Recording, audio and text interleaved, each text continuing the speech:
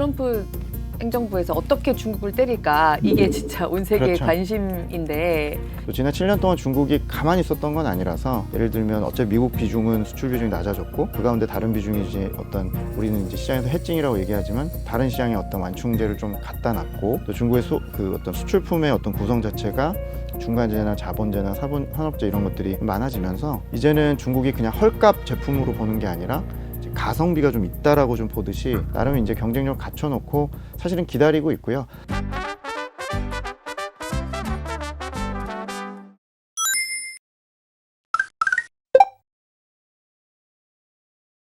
우리나라 입장에서는 어쨌든 중국 경기가 좀 살아나려는 조짐을 보인다라고 네. 하면 제일 궁금한 게 그래서 그동안 좀 훼손됐다고 할 수 있는 대중 수출이 네. 좀 살아날 수 있을 거냐 아니냐 사실 이게 제일 궁금한 점이잖아요. 대중 수출이 수요 때문에 늘어나는 개념은 이제 과거만큼 폭이 크지 않을 것 같고요.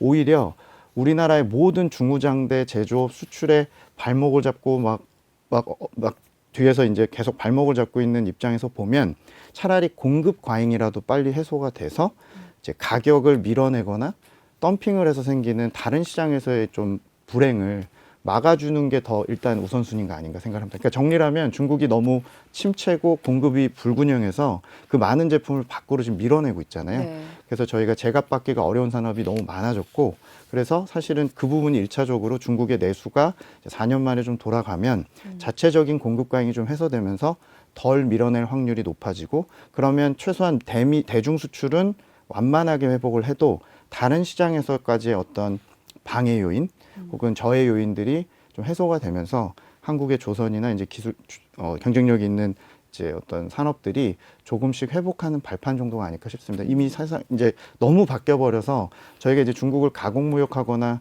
뭐 그쪽에 가서 인가공해서 재수출하는 구조로 보는 구조는 너무 빨리 이제 작아졌거든요. 네. 그래서 안타깝지만 중국이 이번에 뭐 혹여나 중국이 뭐 부동산이 어마어마한 화랑이 온다 해도 과거만큼 수입해 가지 않을 것 같습니다. 그러니까 중국 경기가 그래도 살아나면 우리한테 좋은 점은 지금 바깥으로 수출 밀어내기를 하고 있는 그 물량을 네. 내수해서 좀 가져갈 수 있을 테니까 네. 오히려 그래서 밖에서 우리나라 물건들이 제값을 못 받게 되고 있는 상황을 만들고 네. 있는 거가 줄어들 네. 테니까 네. 그거가 좋은 점이지 네.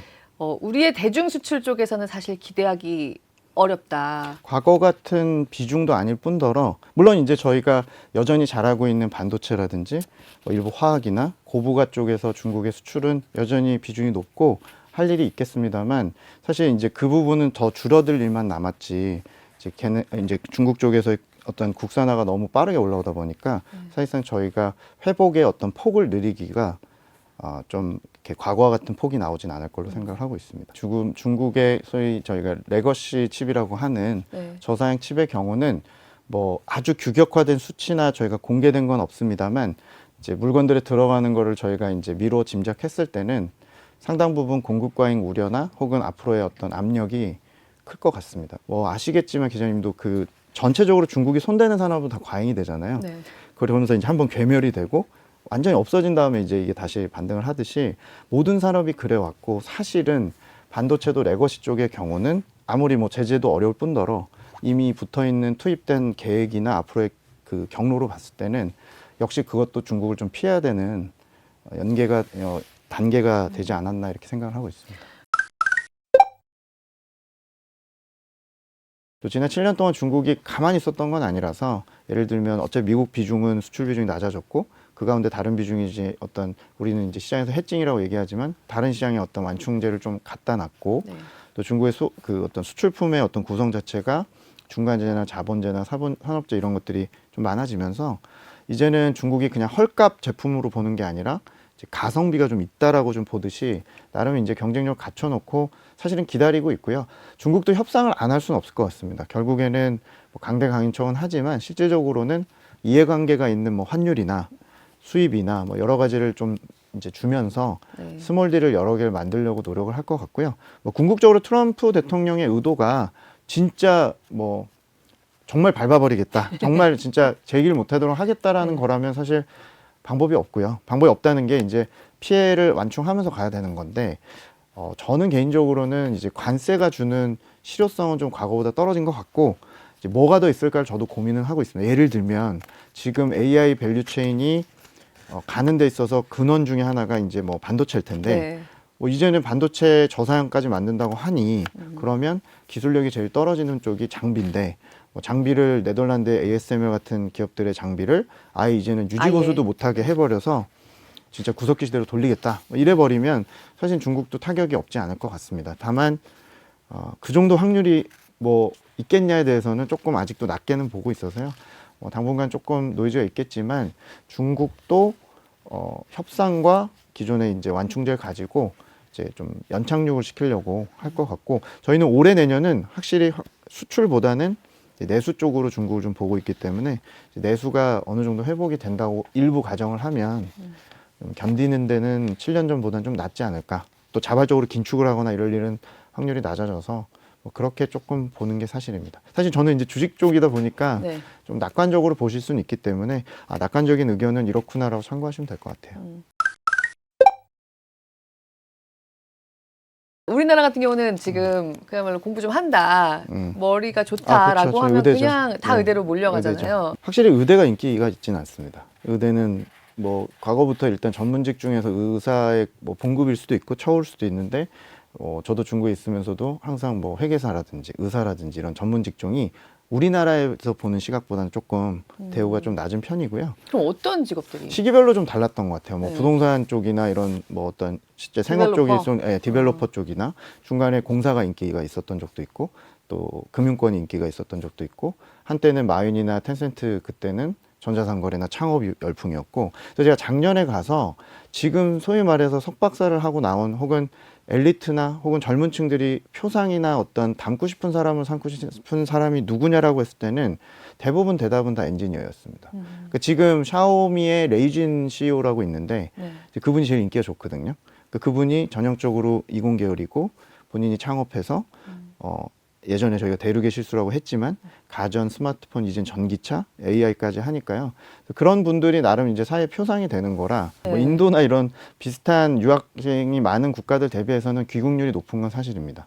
여전히 뭐 돈이 중요하지만 그래도 어느 정도 대우가 된다면 그래도 여기서 좀 활약하고 싶다. 그리고 최근처럼 이제 민간이 조금 바닥에서 어느 정도 이제 창업이나 이런 것들이 다시 이제 바닥에서 올라오는 분위기라면 조금 더 그런 거에 편승하는 창업 열풍이라든지 이런 것들이 아주 바닥에서 조금씩 살아날 가능성이 있지 않을까라고 중국 정부도 좀 그렇게 보는 것 같고요.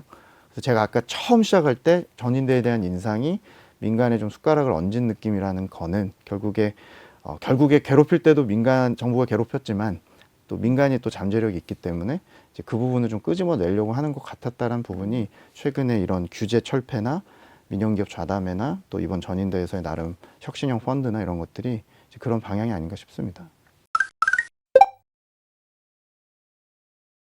그러니까 7년 동안 시진핑 주석이 나름 일관되게 하고 있는 것 중에 하나는 부동산 가지고는 안 된다. 그러니까 부동산은 벗어나자. 동북아시아에서 여러 가지 여건상 대한민국, 뭐 일본, 뭐 여러 가지 보더라도 본인들은 더 빨리 지금 저출산으로 가고 있기 때문에 부동산 쪽은 누르고 제조업 생산과 고도를 하자는 쪽에 일관된 전략을 취했는데 최근 4, 5년 동안 중국 저희가 산업 담당자나 이런 쪽을 만나보면은 문제는 본인들이 투입한 어떤 노력이나 어떤 인재, 리소스 이런 것들 대비해서 좀 자신감이라든지 동기부여가 좀 떨어졌던 게 사실이거든요. 그래서 사실은 제가 작년에 중국의 그 딥시크 이슈가 저희도 뭐 전혀 모를 때 네. 가서 이제 AI 관련 얘기를 좀 했을 때 그쪽에서 들은 얘기는 AI 관련해서 우리가 미국 같은 하드웨어나 반도체 쪽에 대해서는 사실 자신감이 좀 없다. 이건 이제 저희 여의도 같은 금융권 얘기긴 합니다만 네.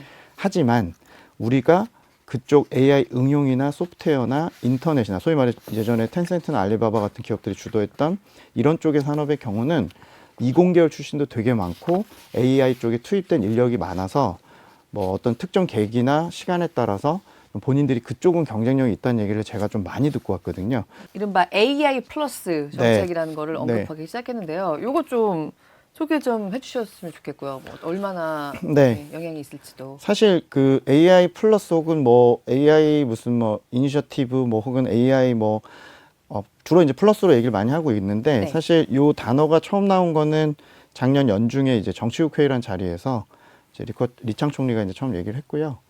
아까 말씀드린 대로 나름대로는 AI 응용 분야나 이제 나름대로의 이제 투입들을 해온 상황에서 이제 10년 전에 인터넷 플러스라는 전략을 리커창 총리, 지금 네. 없습니다만 리커창 총리가 제시를 했었고, 모든 산업이 인터넷을 접목해서 어떤 이제 그 한 방향으로 갔던 저희가 기억이 있는데요. 그게 이제 10주년이 돼서 이번에 이제 세상을 바꾼다고 보는 AI에 대해서 정부가 이제 직접적으로 더 밸류체인을 키우고 이제 관련해서 하겠다라는 이제 목표 하에 작년 하반기부터 좀 언급을 하는 내용이고요. 이제 마침 중국이 올해가 경제산업 5개년 계획이 끝나는 해고, 내년 26년부터 30년까지 새로 5년을 이제 하게 되는데, 이번 여름부터 아마 이번 전인대에 선언한 내용을 가지고 이제 심의를 해서 10월 당대회에서 통과시킨 5개년 계획에 이 AI 관련된 이제 육성 방안이나 관련 그 민관으로 하게 될 것들이 많이 제시가 될 것 같습니다.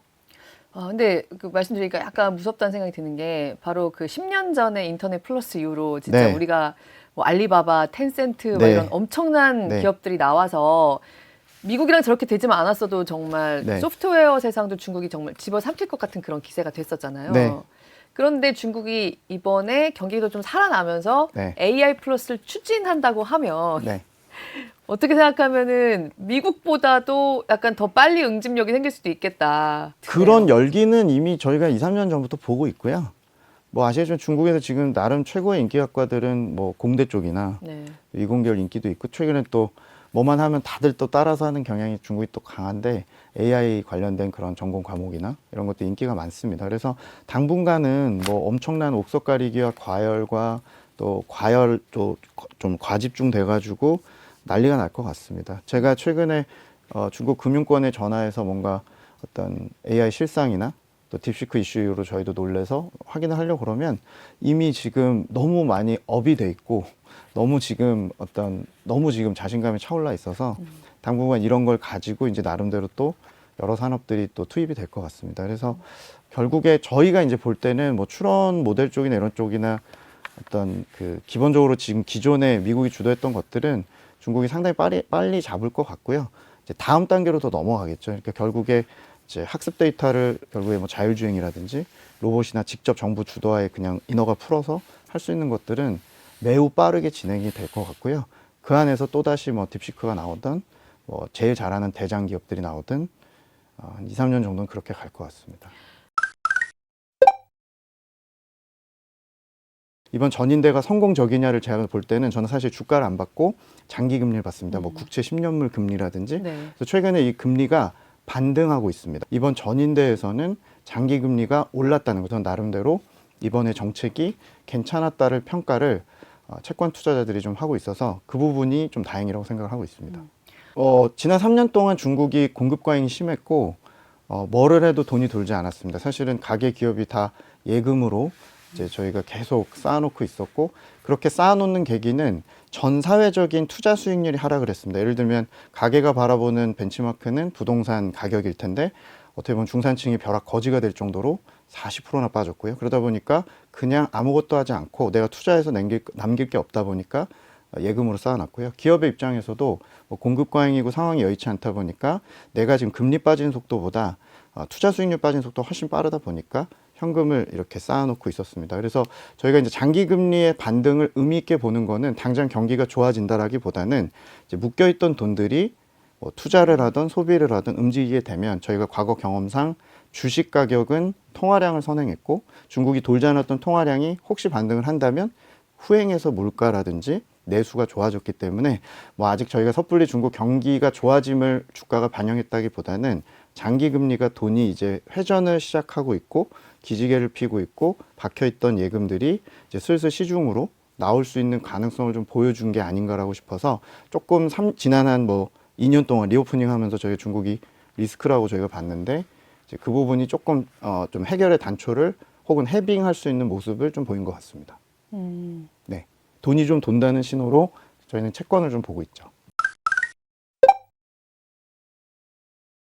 부동산이 지난 4년 동안에 가격, 거래, 건설 모든 조정폭이 우리가 경착륙이라고 얘기하는 네. 하드랜딩을 했는데요. 사실 이제 그 이후에 이제 사실 매매라는 것들이 작년 하반기부터 이제 금리를 워낙 많이 낮춰놨다 보니까 이제 드디어 어느 정도 이제 어떤 저가 매수가 들어오는 수요들이 생기고 중국 정부가 지속적으로 계속 어떤 부양책을 쓰는 과정에서 부동산이 가까스로 올해 상반기 기준으로 이제 바닥 확인 정도를 하는 모습들을 보이면서 이번에 뭐 주식이 됐건 경기에 대한 기대가 됐건 일단 부동산이 최악의 어떤 흐름을 좀 지나가는 그런 모습을 보인 게 이제 첫 번째인 것 같고, 그리고 작년 하반기에 중국 정부가 생각을 좀 크게 바꾼 것 중에 하나가 그냥 민간이 알아서 살아나게끔 하는 건 너무나 이상적인 생각이고 지금의 어떤 국면을 늦었지만 이제는 안 되겠다라고 판단을 해서 작년 하반기부터 예를 들면 8, 9월에 재정을 대폭 늘려서 지방 정부는 굉장히 어려운 나라지만 중앙은 돈이 있기 때문에 이제 그러니까 올해와 내년까지 이제 2년에 걸쳐서 상당히 많은 재정을 쓰겠다라든지 혹은 소비 부양을 직접적으로 지원을 하고 이제 이구환신 같은 이런 소비재 교체 지원금 같은 거를 쓰겠다 등등의 어떤 각오를 바꾼 게 하나가 있었고요. 두 번째는 주식을 어찌됐건 경기 부양의 수단으로 활용해 보겠다. 말하자면 미국을 좀 흉내 내보겠다는 건데요. 사실 중국을 제일 부양을 하기 쉬운 방법은 과거처럼 그냥 부동산 시장을 띄우면 됩니다. 중국도 똑같이 우리나라처럼 부동산 불패고 가계 포트폴리오의 60, 70%가 부동산 주택으로 되어 있기 때문에 사실 부동산 시장이 뜨면 좋겠지만 부동산 시장은 장기적인 전략 하에서는 이제 수뇌부의 생각과 좀 배치가 되고 또 부양도 쉽지 않습니다. 그래서 작년 하반기부터 중국 정부는 소비 부양이나 여러 가지 진작을 하고자 하는 목적으로 장기 자금을 투입해서 정부 자금으로 하단은 받쳐주고 대신 이제 돈을 인출해서 장기적인 투자나 ETF를 통해서 주식을 해라. 그 과정에서 자산 효과가 발생하면 소비도 다시 진작이 되고 약간의 이제 장기적인 미국의 그림을 좀 그리고 시도를 하는 것들이 나름대로 지금 한 6개월 정도는 좀 자극을 하고 있는 것 같습니다. 그리고 중국 이번에 양에서 이제 올해도 성장 5%를 제시를 했어요. 네, 네. 변함이 없었는데 이것도 자신감의 일환인가요? 아니면 그냥 이 정도는 내올 줄 알았다 뭐 이런 쪽인 건가요? 그러니까 저희가 올해 연초까지 블룸버그의 그 컨센서스라 얘기하는 예상치의 어떤 중간값을 보면은 올해 대부분 여전히 4.5%로 시장이 보고 있거든요. 그러니까 5%를 제시했다는 거는 물론 이제 중국이 제시하는 성장률 수치를 안 믿는 이제 신뢰도에 대한 의심을 하시는 분도 있지만 일단 정부 입장에서는 어쨌건 시장이 4.5로 보는 이 환경에서도 5%를 했다는 거는 자신감보다는 일단 그 목표 설정 자체를 적극적으로 성장을 좀 해보겠다라는 저는 좀 적극적인 태도로는 보고요. 다만 그거의 달성 여부에 대해서는 사실은 조금 난이도가 올해 굉장히 높아지기 때문에 앞으로 뭐 추경이라든지 이번 전인대에 어떤 나왔던 것보단 좀 더 강한 것들이 필요할 것 같아서 네. 하반기까지 저희가 좀 검증을 해야 될 것 같습니다. 그리고 어쨌든 부양책이 나왔는데 9월에 나왔던 부양책의 크기가 좀 그때는 네. 정말 좀 컸다라는 수준이었기 때문에 네. 이번에 제시된 뭐 재정 적자율이나 네. 아니면 금리를 내릴 수도 있다 앞으로 이런 네. 얘기들 나왔던 거 네, 네, 이 네. 정도면 시장이 기대했던 수준의 부양책인 건지 아니면 뭐 이거보다 네. 적은 건지가 궁금한데요. 일단 저희가 그 중국의 부양책의 크기나 강도를 볼 때는 이제 재정 적자율 같은 걸 많이 보고요. 네. 또 재정 적자율이 공식적으로 뭐 3%다, GDP 대비 4%다 하지만 거기에 더해서 이제 저희가 엑스트라를 더해서 최종적으로 포괄적인 재정 적자를 구하는데 저희가 계산을 이번에 해보니까 작년 대비 올해 최종적인 포괄적인 재정 적자율이 GDP 대비 한 2% 정도 확대됐습니다. 그러니까 2%를 만들 수 있는 적자를 지금 일단 설정을 했고요. 이제 그 강도는 작년 10월에부터 고조된 기대감 대비해서는 하단에 좀 맞는 거고, 그러니까 쇼크는 아닌데 서프라이즈도 아니고 우리가 시장에서 봤던 밴드에서 좀 하위권 이 정도입니다. 그러니까 좀 아쉽다. 하지만 그래도 작년보다는 GDP 2% 정도 이상을 네. 이제 만든 거기 때문에 의지는 보였다고 생각하고요. 제가 조금 더 좋게 해석하자면 특히나 최근에 장기 금리가 안 빠지고 오히려 오르는 모습을 좀 봐서 좋게 평가를 드리면 민간의 자금이 충분하고 네. 결국에 금리도 상당 부분 낮춰놨기 때문에 이제 올해 목표는 민간의 이제 어떤 그 축적돼 있는 돈들을 살살 이렇게 이제 꼬드겨서 나오게 할 수 있는 쪽에 좀 더 포커싱을 맞추고 있는 것 같습니다. 그래서 시장은 일단 그 부분을 조금씩 좋게 보기 시작한 정도인 것 같고요. 당분간은 시장이 이제 집행 속도나 앞으로 이제 이제 관세가 부과됐을 때 이후로 수출에 따라서 중국 정부가 이번 여름에 또 어떻게 대응하는지를 보면서 신중한 낙관 정도를 하지 않을까 경기에 대해서 이렇게 생각하고 있습니다.